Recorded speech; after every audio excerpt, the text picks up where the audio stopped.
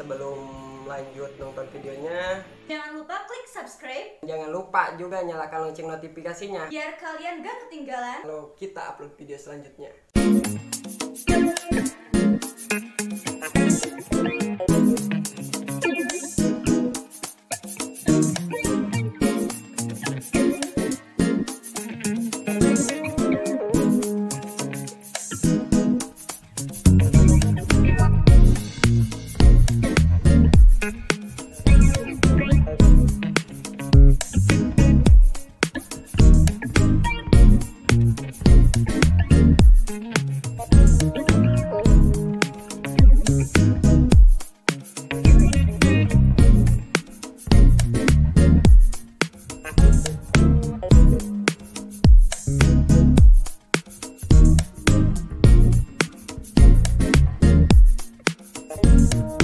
Halo netizen friend, ketemu lagi dengan gue Denda di konten kota komentar berita. Jadi di video kali ini seperti konten kota-kota sebelumnya, jadi gue akan membacakan sekaligus mengomentari berita. Yang akan gue bacakan sekarang adalah 3 berita yang terpopuler minggu ini. Oke, langsung aja kita ke berita pertama. Oke, langsung aja kita bacakan berita pertama. Ini ada dari berita dilansir dari detik.com. Ini soal bencana prediksi katanya kan, digembar-gemborin prediksi tsunami 20 meter ya. Ini ada beritanya. Oke, langsung aja kita bacakan. Judulnya ini yang perlu diketahui tentang potensi tsunami 20 meter. Ini dari Detik News ya. Sebagai masyarakat yang hidup di atas jalur gempa, warga Indonesia memang perlu waspada soal potensi bencana. Riset terbaru soal potensi tsunami setinggi 20 meter di Selat Jawa seolah tidak membiarkan kita terlena. Tapi jangan cemas. Abaikan saja bila ada hoax meresahkan dan tidak bisa dipertanggungjawabkan. Berikut ini hal-hal yang perlu diketahui seputar potensi tsunami setinggi 20 meter. Dari sumber-sumber yang kompeten. Oke, 1. Berasal dari laporan ilmiah. Potensi tsunami setinggi 20 meter diungkapkan ke publik oleh ilmuwan dari Institut Teknologi Bandung atau ITB.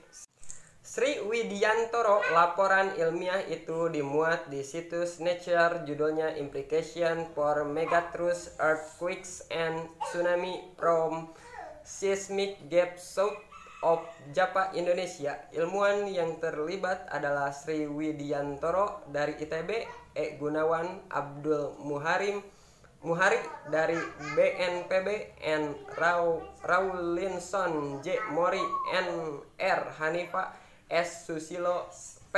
Supendi, H.A.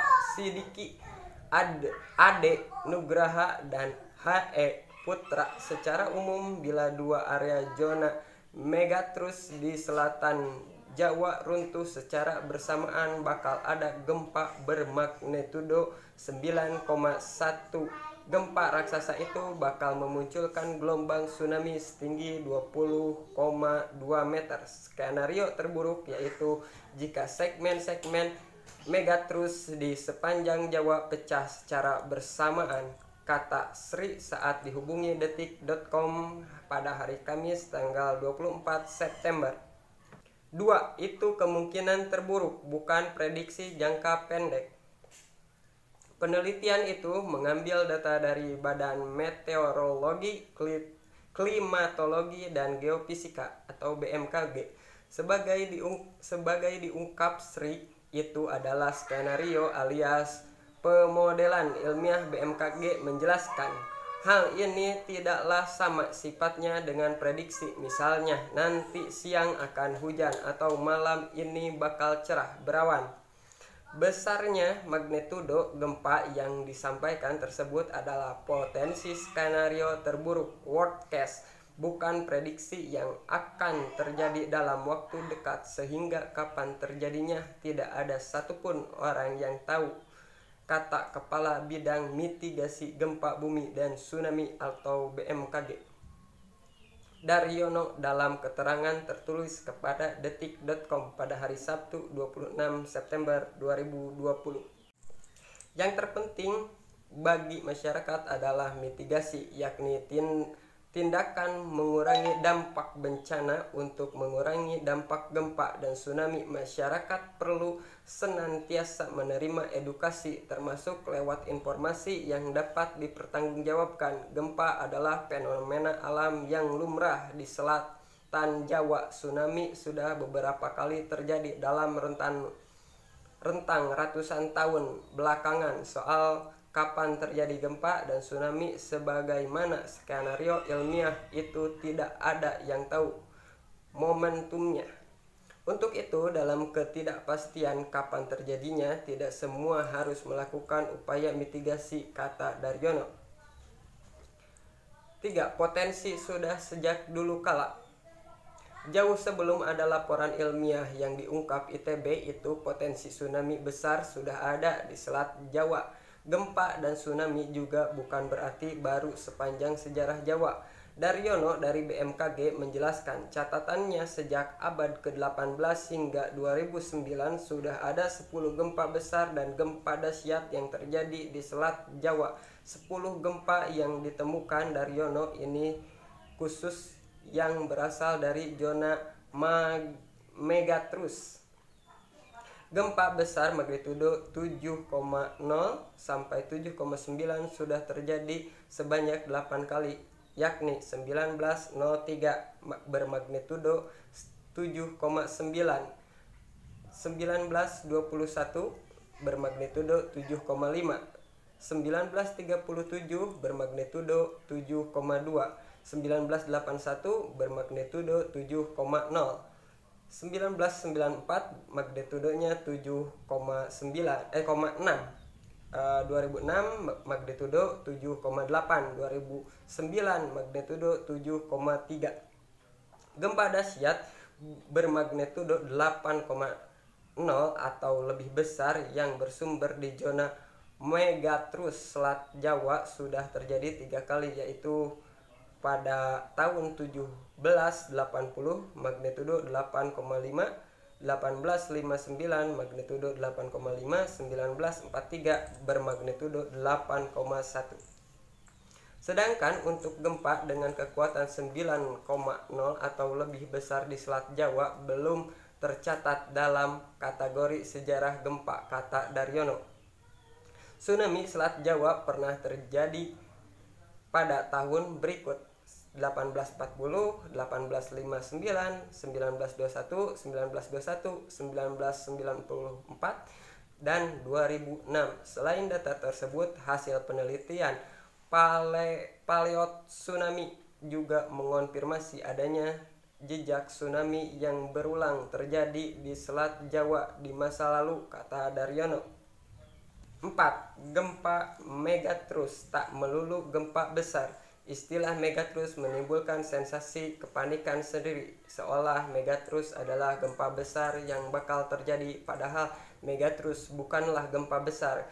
Zona megatrus sebenarnya sekedar istilah untuk menyebut sumber gempa, tumbukan lempeng di kedalaman dangkal. Dalam hal ini lempeng samudra yang menunjam ke bawah lempeng benua membentuk medan tegangan straits pada bidang kontak antar lempeng yang kemudian dapat bergeser secara tiba-tiba, memicu gempa. Jika terjadi gempa, bagian lempeng benua yang berada di atas lempeng samudra bergerak terdorong naik atau thrusting. Gempa di zona megatrus juga tidak selalu gempa besar.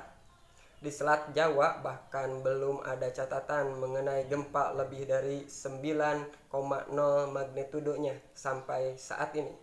Justru gempa kecil yang lebih banyak terjadi di zona megatrus, meskipun zona megatrus dapat memicu gempa besar, kata Daryono.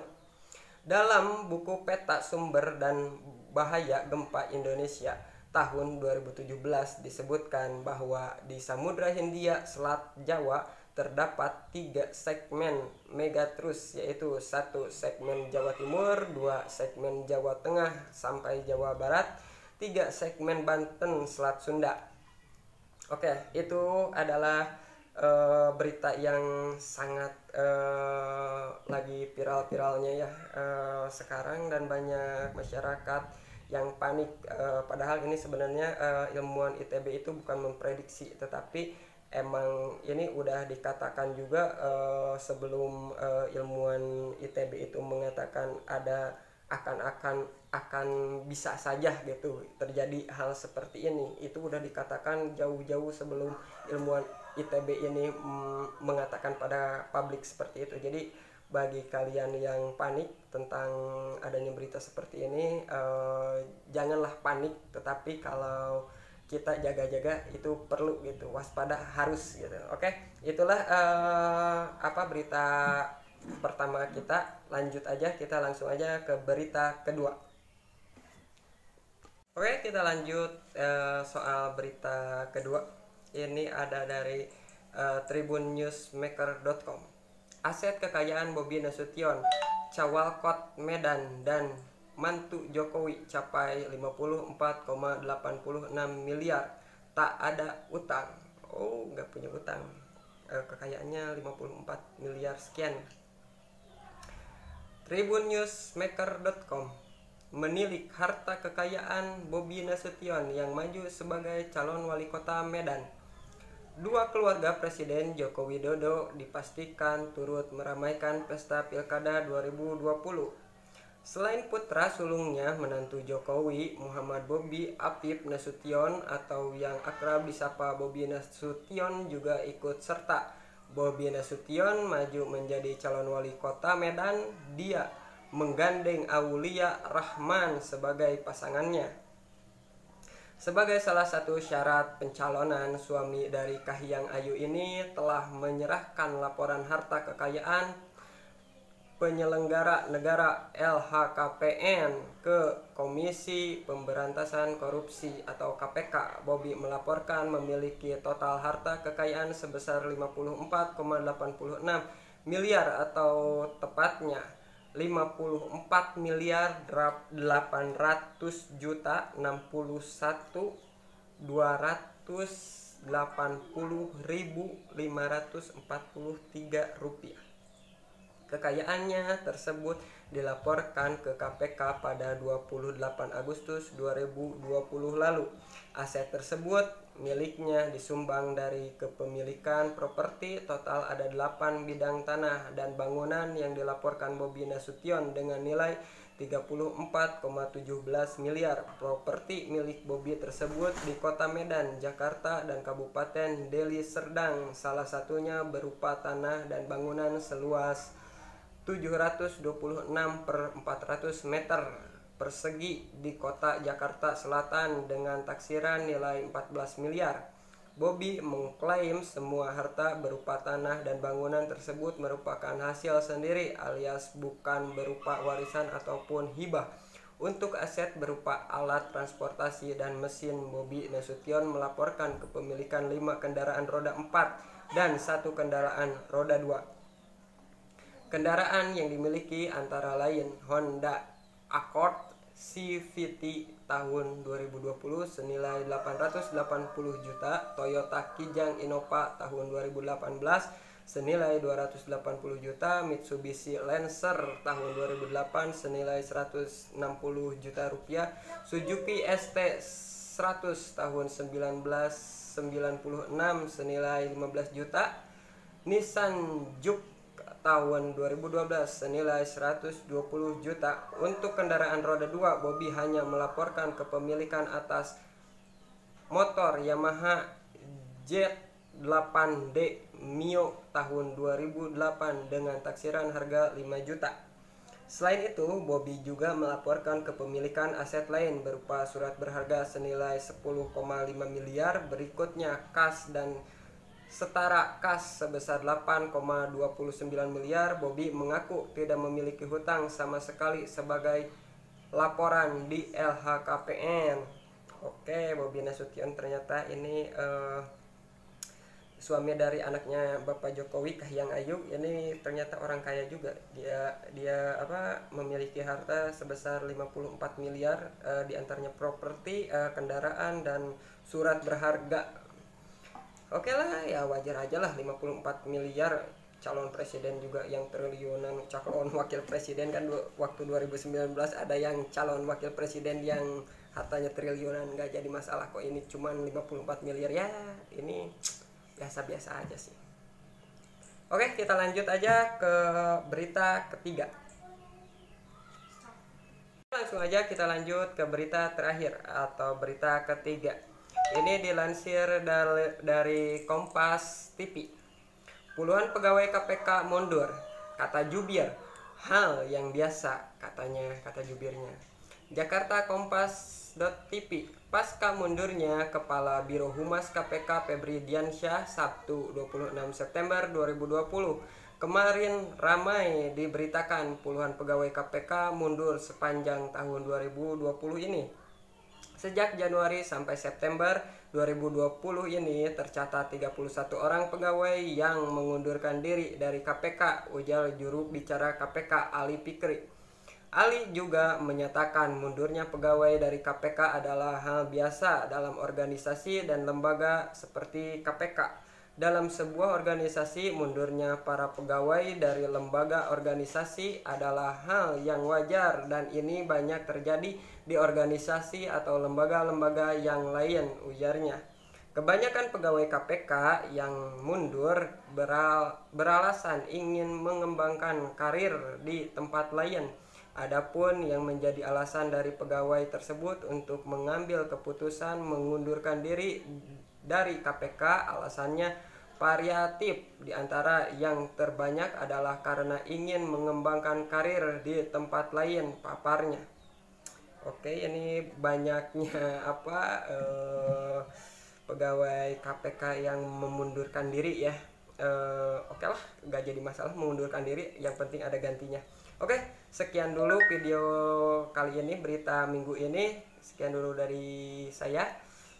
Terima kasih dan jangan lupa juga nonton ya minggu-minggu selanjutnya berita yang akan datang yang pastinya terupdate, terhangat, terpopuler. Oke, sekian dari saya. Terima kasih. Bye.